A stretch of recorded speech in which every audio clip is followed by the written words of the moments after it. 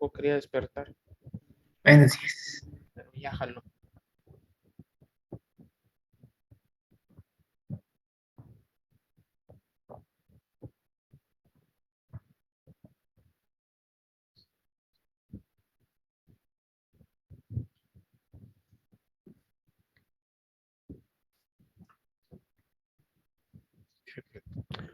Bueno,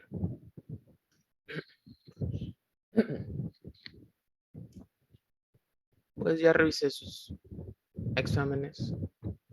Bueno, realmente el listado que daba el examen, pues no. ¿Por qué les fue tan mal? Pregunta seria. Si el examen estaba muy fácil. Y no puedo creer que siga habiendo gente que confunda los ejes horizontales y verticales. Verticales parado y horizontales acostado. Pero bueno, yo siempre doy revisión de examen, así que vamos a dar revisión de examen para que todo quede claro. Recording in progress. De que reprobaste y de que no puedes usar la frase el doctor me reprobó. Bueno, vamos a revisar el examen. Les voy a ir diciendo cuál era la respuesta correcta y si ustedes se acuerdan qué pusieron, pues se dan más o menos una idea. Bueno, el examen, repito, estaba muy sencillo, no había casos clínicos tan extensos, eran casos clínicos como si fueran de kinder, no había casos clínicos difíciles. Y les dije que pues el primer parcial siempre era el más fácil y ya después iban aumentando la dificultad. Bueno, vamos a revisar la pregunta número 1, que es solamente simbólico porque el examen, el orden estaba distinto para cada uno. La pregunta número 1 de este examen dice: revisas biometría hemática de un paciente masculino de 16 años con vómito, fiebre y dolor abdominal, que arroja los siguientes resultados: hemoglobina de 13.2, un hematocrito de 52, volumen corpuscular medio de 82, una hemoglobina corpuscular media de 30, leucocitos 16.000, plaquetas 280.000. La pregunta es: ¿qué alteración observas en estos resultados? O sea, analizando el caso clínico, lo que fue síntomas, pues realmente están de más, porque pues no hemos visto nosotros ninguna enfermedad que se manifieste con vómito, fiebre y dolor abdominal. Entonces realmente ahí está de más. Lo que yo te pregunto es: ¿qué alteración ves en estos laboratorios que yo te di? Y si leyéndolos aún no sabías, pues te puedes ir a las opciones. Una opción decía que si tenía anemia normo-normo, o sea, normocítica, normocrómica, anemia 13.2 de hemoglobina y es un paciente masculino, realmente no tiene anemia. Entonces se descarta esa pregunta, esa respuesta. Trombocitopenia. ¿Qué es la trombocitopenia? Plaquetas bajas, doctor. Plaquetas bajas. Este paciente tiene 280.000, realmente no tiene trombocitopenia. C. Leucocitosis. ¿Qué es la leucocitosis? Leucocitos altos. Leucocitos elevados. Este paciente tiene leucocitos de 16.000. Pues efectivamente esta era la respuesta correcta. El paciente tiene una leucocitosis porque los leucocitos normales están abajo de 10.000. Y ya diste con la respuesta correcta, entonces ya las demás, trombocitosis, pues no, son plaquetas altas. Este paciente tiene 280, está bien. Hablamos de trombocitosis realmente cuando están arriba incluso de 500.000. Aunque el valor máximo sean 450.000, ese rango de 450 a 500 realmente no lo consideramos peligroso ni como trombocitosis, arriba de 500. Biometría normal para la edad, no, porque pues tiene una alteración, entonces no está normal.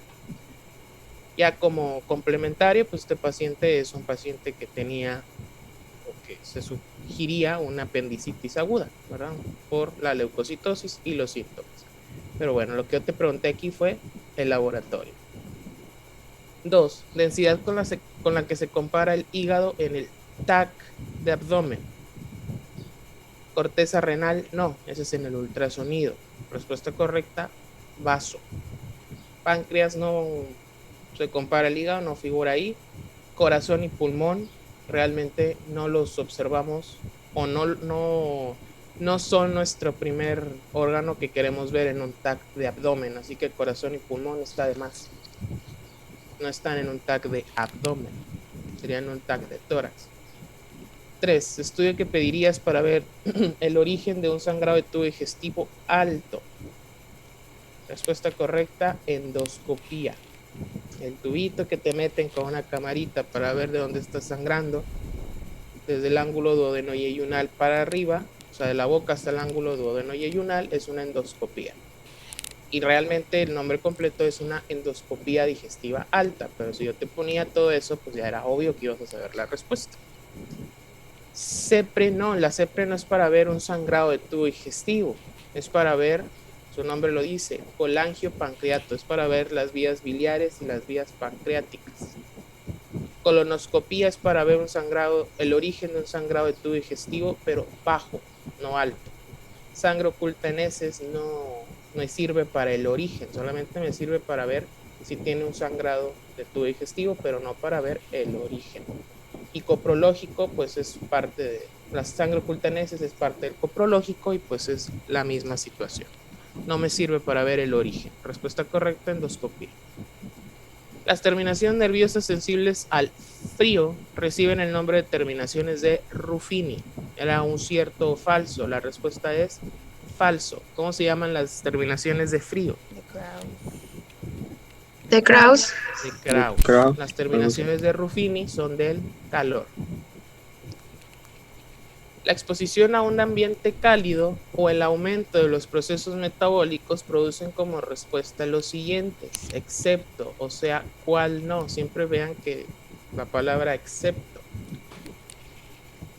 Cuando, esto ya es parte del tema de fiebre en sí, cuando vimos el tema de las respuestas efectoras del hipotálamo para cuando estamos expuestos al frío, estamos expuestos al calor, o bien que nuestro cuerpo esté produciendo más calor por el aumento de procesos metabólicos, vimos cuáles eran las respuestas que tenía el cuerpo de manera fisiológica para eliminar el exceso de calor del cuerpo. Y no estoy hablando de los procesos físicos de pérdida de calor, sino de los procesos o de los mecanismos que efectúa nuestro hipotálamo para perder calor. La primera es la pérdida de calor por la respiración. ¿Qué pasaba con la respiración? Nuestro cuerpo aumenta la respiración, aumenta la ventilación pulmonar para sacar ese calor a través del aire que entra, que absorbe el calor y que salga al momento de exhalar. Cuando estamos expuestos al frío, pues la ventilación pulmonar de cierta manera disminuye tantito para no perder calor y no ganar frío a través de la respiración. Otra respuesta es a nivel circulatorio. Cuando hay un ambiente expuesto o cuando hay calor, que nuestro cuerpo está aumentando su calor, existe una vasodilatación para distribuir ese calor hacia la piel y pueda salir a través de la sudoración. Y otra respuesta es a nivel muscular. Cuando está el aumento del calor o cuando hay mucho calor, nuestro tono muscular disminuye para que no haya actividad metabólica en ese músculo y no me produzca más calor y pues obviamente mi cuerpo se me caliente de más. Cuando estamos expuestos al frío, existe todo lo contrario. Hay un aumento en la actividad muscular y existen contracciones musculares involuntarias, que es los mentados tiritones o tiritona, pero cuando estamos expuestos al frío, no cuando estamos expuestos al calor. Entonces la respuesta correcta a sería contracciones musculares, o sea, la tiritona. Esa no está presente o no son cambios, no son respuestas que se produzcan por un aumento del calor o exposición del ambiente cálido o de procesos metabólicos. Todo lo demás sí está presente. 6. Son pirógenos exógenos, excepto, o sea, ¿cuál no es un pirógeno exógeno?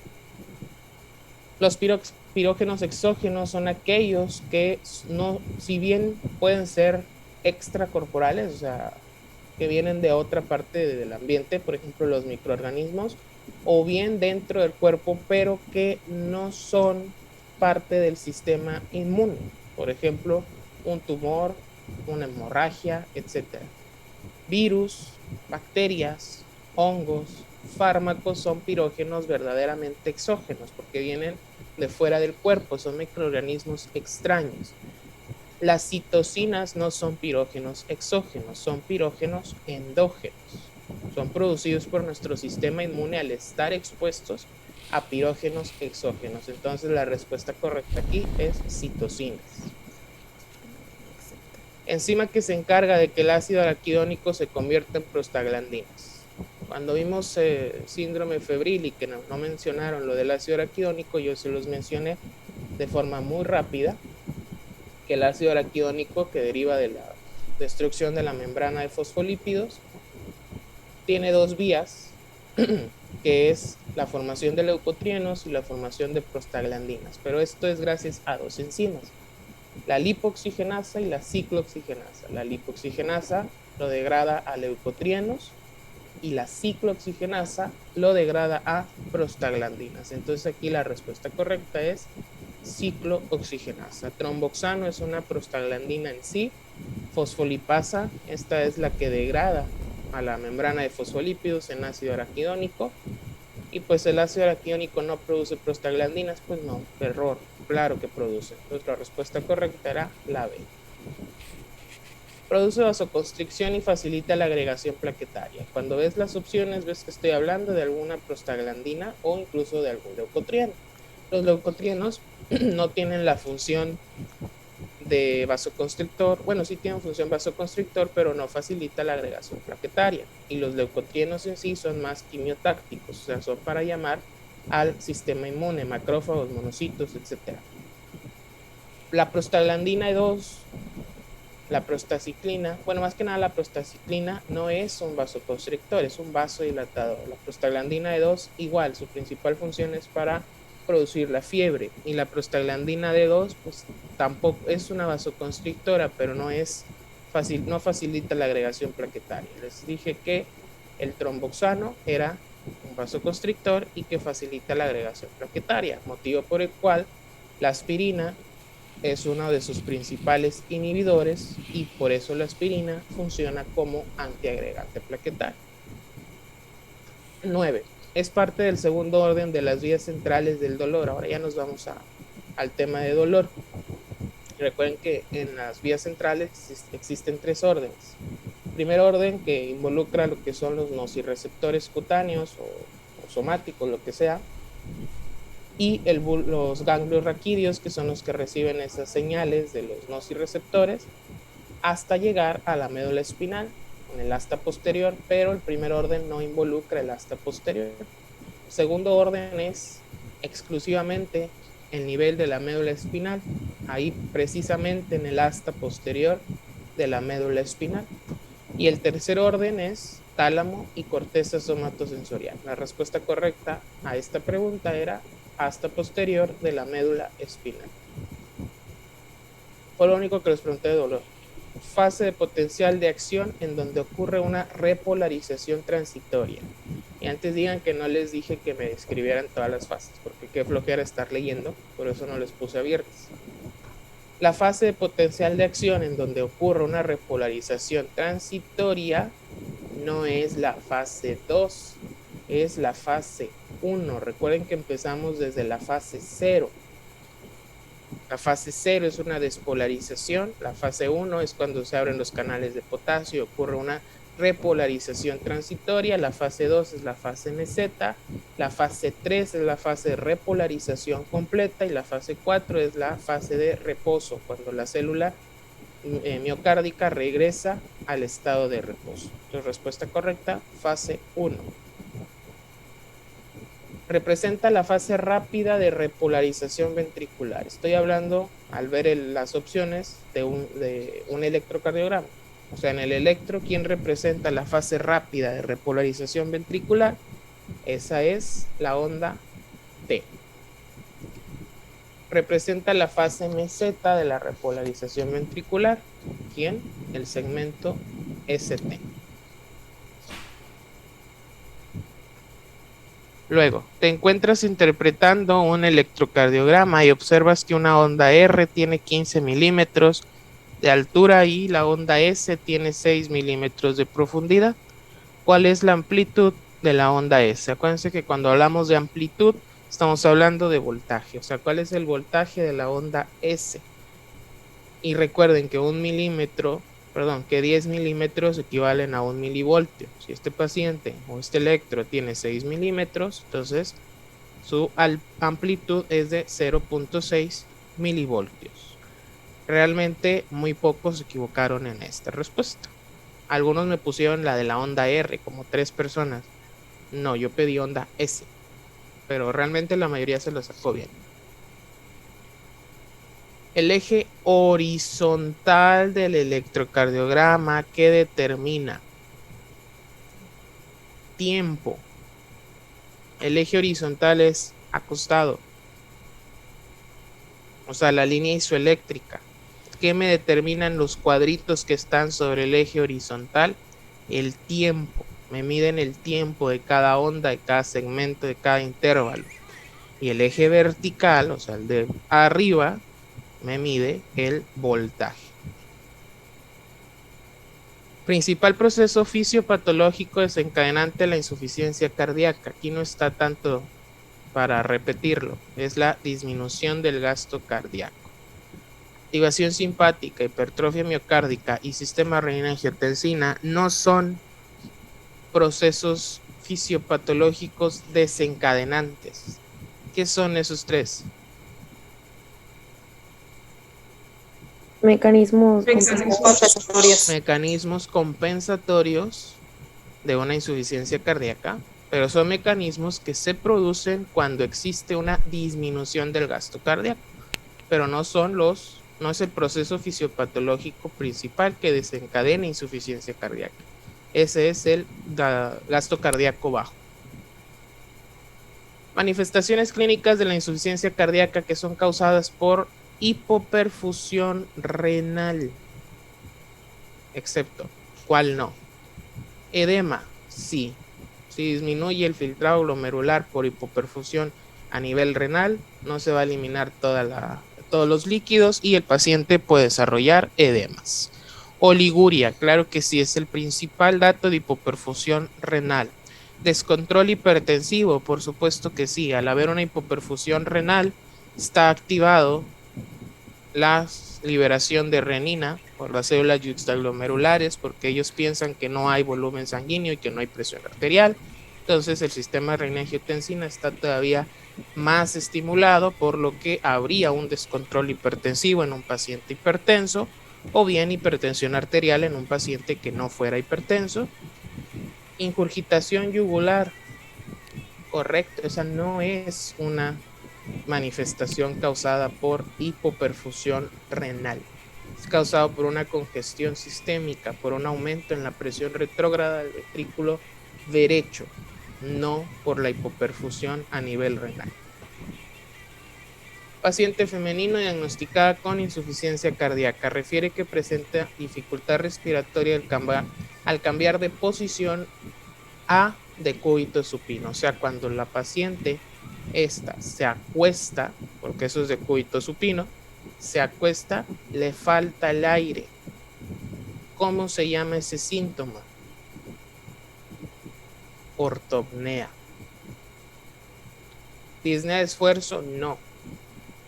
¿Qué tanto esfuerzo es estar sentado y acostarte? No. ¿Disnea paroxística nocturna? No. Esta se presenta cuando el paciente está dormido y la falta de aire, o sea, una disnea súbita, lo despierta. Cuando te digan así, un paciente fulanito de femenino de tantos años, o masculino de tantos años, estaba dormido y presenta una disnea súbita que lo despierta o lo obliga a despertarse.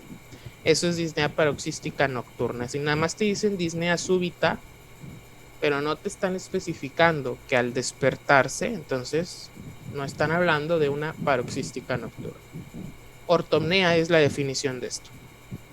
Apnea obstructiva del sueño, no. No te están diciendo que dejó de respirar, te están diciendo que tiene dificultad para respirar. Un casito clínico ahí de más o menos. Un nivel de secundaria más o menos. Paciente masculino de 74 años de edad acude a urgencias por presentar tos nocturna de intensidad moderada acompañado de disnea. Su ingreso el paciente polimneico, disneico, con estertores crepitantes bilaterales generalizados. Se realiza una radiografía de tórax en donde se observa un edema agudo de pulmón y más aparte una cardiomegalia. Aquí ya te estoy diciendo que se diagnostica insuficiencia cardíaca. Pues sí, es obvio. De acuerdo a los criterios de Framingham, ¿cuántos criterios mayores y cuántos menores presenta este paciente? O sea, tú ya sabías que tiene insuficiencia cardíaca, nada más es ver cómo lo diagnosticaron por la clínica, cuántos mayores y cuántos menores para ver si correctamente tiene insuficiencia cardíaca. Menores, vamos a empezar con los menores, vamos a empezar a analizar los síntomas, ya los remarqué. Tos nocturna, ¿es un criterio mayor o es un criterio menor? Menor. Menor. Disnea, ¿es un criterio mayor o es un criterio menor? Menor. Menor, ya tenemos dos menores. Estertores crepitantes bilaterales, ¿es un criterio mayor o un criterio menor? Mayor. Mayor. Edema agudo de pulmón, ¿es mayor o es menor? Mayor. Mayor. ¿Y cardiomegalia, es mayor o es menor? Mayor. Ok, y ahí les va. ¿Cuál es la respuesta correcta? Y tenemos dos opciones. La C, pues descartamos completamente porque aquí dice que nada más un criterio mayor y 4 menores. Y vimos que pues no, que tiene más mayores, que tiene pues nada más 2 menores. La D la descartamos porque también dice un criterio mayor. Sí, 2 menores, pero dice un criterio mayor. Entonces está descartada. 5 criterios mayores, totalmente descartada, no tiene tantos criterios mayores. Solamente nos quedan dos opciones, 3 criterios mayores y 2 criterios menores, o 2 criterios mayores y 2 menores. ¿Cuál es la respuesta correcta a estas dos? La B, ¿Por qué? porque como hay crepitantes no se le considera el edema como criterio mayor. Al revés, Carla, no estás perdida, pero es al revés. Perdón. Como hay un edema agudo de pulmón, les dije, cuando documenten un edema agudo de pulmón en la radiografía, los estertores no se consideran como criterio mayor debido a que esos estertores son causados por ese edema agudo de pulmón. Si no hubiera habido edema agudo de pulmón y sí estertores, entonces el criterio mayor sería estertores. En este caso, la respuesta correcta es 2 criterios mayores y 2 criterios menores. Bien. Al revés, pero bien. Este fue un caso de un poquito de dificultad porque realmente hay 2 respuestas que son muy cercanas, pero de ahí solamente una es la más correcta. Y empiécense a acostumbrar a los casos clínicos. No creo que les dé yo el otro semestre, pero ya van a empezar con puro casito clínico.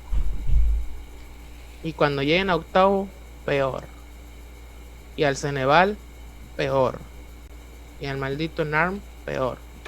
Paciente que cursa con insuficiencia cardíaca en etapa C de AJA y que presenta disnea de pequeños esfuerzos. De acuerdo a las clasificaciones, ¿qué tipo de insuficiencia cardíaca se interpreta? Entonces, cuando ves las opciones, estamos hablando de leve, moderada o grave.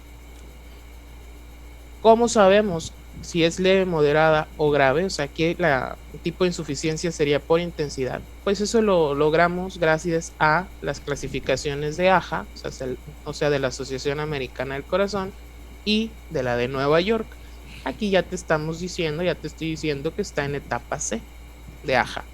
¿Qué me falta? Pues saber en qué clase de Nueva York está este paciente. Y te estoy dando los datos para que tú sepas qué clase de Nueva York está. Presenta una disnea de pequeños esfuerzos. ¿Qué clase de la de Nueva York es? Moderada. No, ¿qué clase de Nueva York? A3.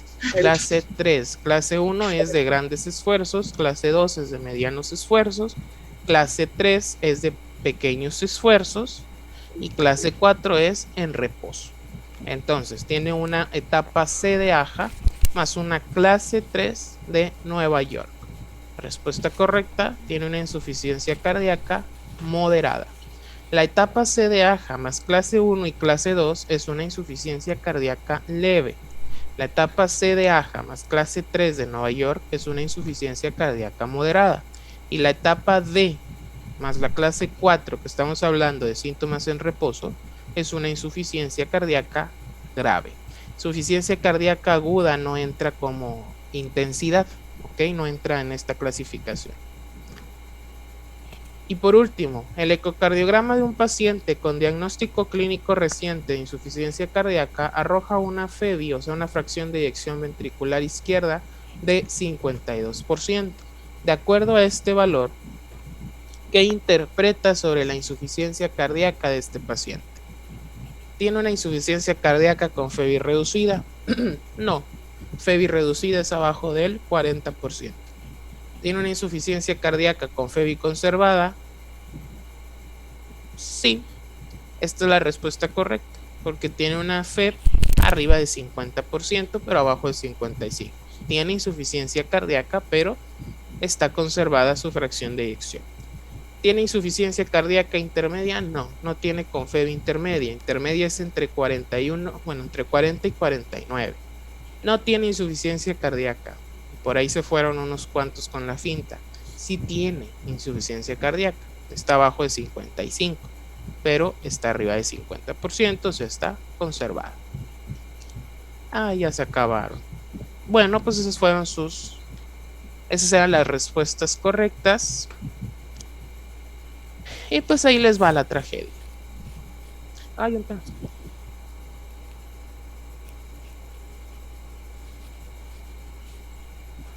Ahí les dan sus calificaciones. Ya es la final, ya con todo, hasta de más. Algunos que no se lo merecían, pero bueno. Hay algunos que no ubico quiénes son.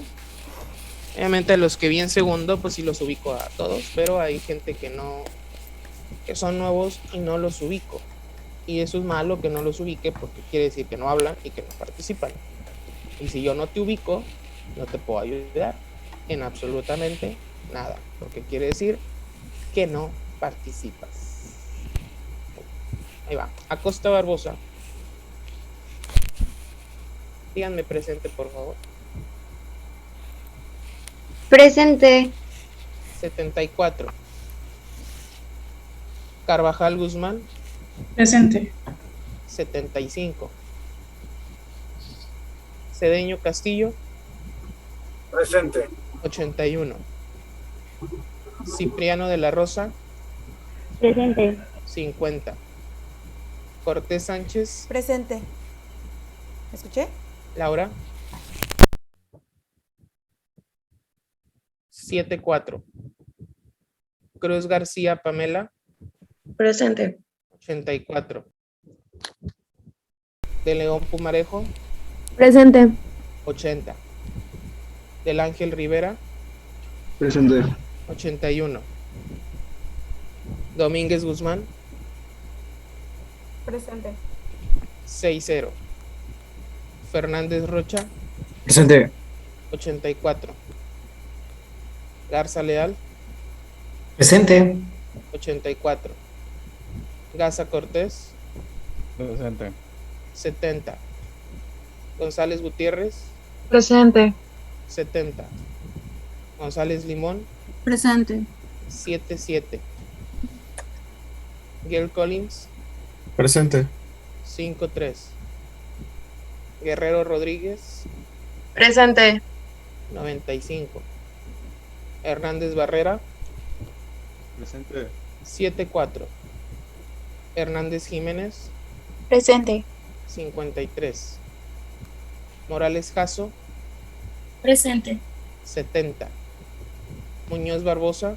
Presente. 67. Ojeda Rendón. Presente. 74. Ortega Velasco. Él se dio de baja, profe. ¿Qué? Benjamín. Sí. Es neta. Se Se lo ¿Temporal? juro. Se lo juramos. No creo. 74. Oh my God. Tendré que hablar con la coordinadora. Ramírez Morales. Presente. Marcos.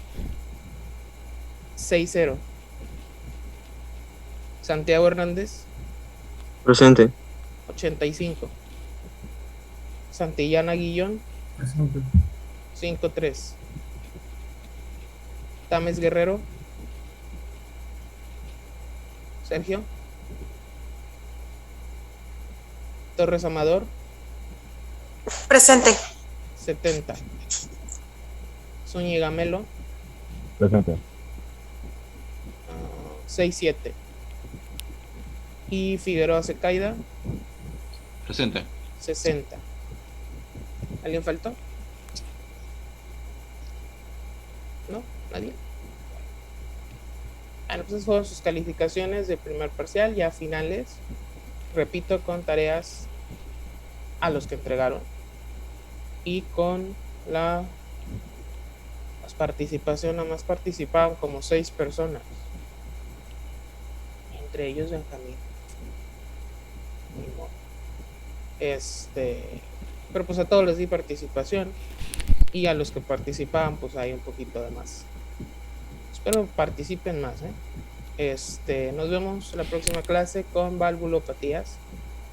Ya terminamos insuficiencia cardíaca, ¿va? Sí. Ok. Bueno, nos vemos con valvulopatías el no sé cuándo, miércoles. Cuídense mucho, bonito día. Hasta el miércoles. Gracias igualmente. Bye. Re-